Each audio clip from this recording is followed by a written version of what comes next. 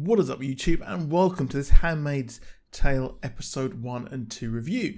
We pick up after last season's wild ride and roller coaster of insane moment after insane moment. The commander is dead after the savage ending of last season. We see his victims chase him as June revels in the revenge and cleans up after the massacre. He reveals what she did, or she reveals what she did to her friends and family, who are aghast at what she's done.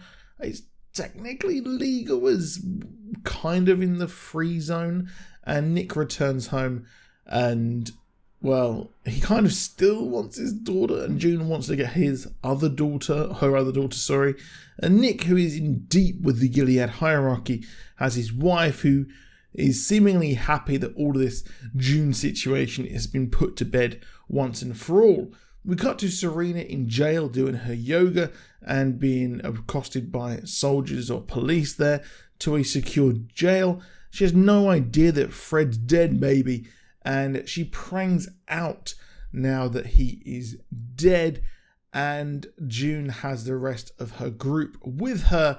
They don't eat at all until she starts eating, signifying they all hang on her word.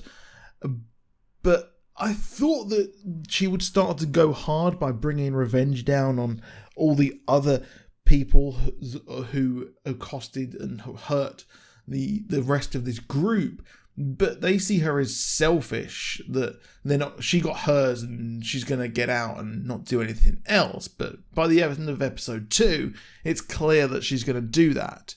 She has a way to go to be the new resistance assassin leader. Serena is kept securely away from June as a CIA agent appears and comes clean about the prisoner exchange and says he has nothing to do with what happened to Fred. While it looks like he's been marked as a traitor, she says how it's June who did this and she was the one who sent the finger to her. It turns out that Emily left to fight. This is because Alexis Bledel exited the show, and we get our girl June confess to the police. But I think it's because she is scared what will happen if she's left to her own devices. She'll go back to Gilead. She just wants her normal life, which she starts to have, but she wants to get revenge on that other horrible woman. She's free to go as there's an $88 fine for transporting a finger which she can play online. Serena is concerned that no one can stop June and wants her executed, which isn't going to happen. I love how the seasons are flipped with Serena and Fred untouchable, but she's vulnerable and except for the weird cult that support her, which are important, as that helps her move on and go on to rally her efforts after the death of her husband. Now, with this in mind, she was a popular writer and activist for right-wing ideals before she was silenced by the system that she set up in Gilead. Now, she's going to be dangerous here. She buries her gun, or June buries her gun in prep. I reckon she's smiling, but she probably thinks that she's done here, I think. Or at least Serena wants a funeral for her husband, and she meets Nick and the other dude who were behind the death. She's not getting the farewell she expected. However, she threatens them and guesses correctly that they were the ones behind her husband's death.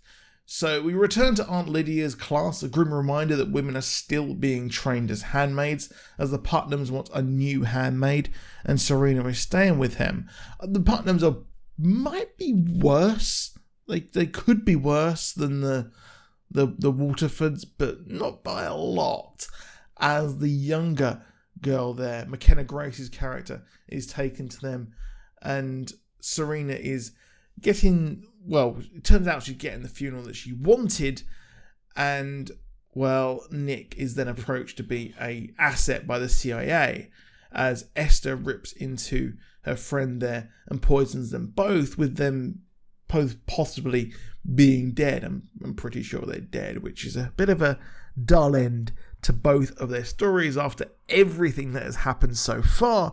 But this is to make room for what happens next. With Serena getting this funeral, it's aired around the world, which is going to bolster her efforts as those people, those weird cult in Canada, wanted to support her. She's going to get even more supporters, and Gilead's going to get even more popular amongst everyone, as it's a rogue state, it's secretive, but now it's out there in the open, and many people see this funeral procession, and religious people might flock to them there.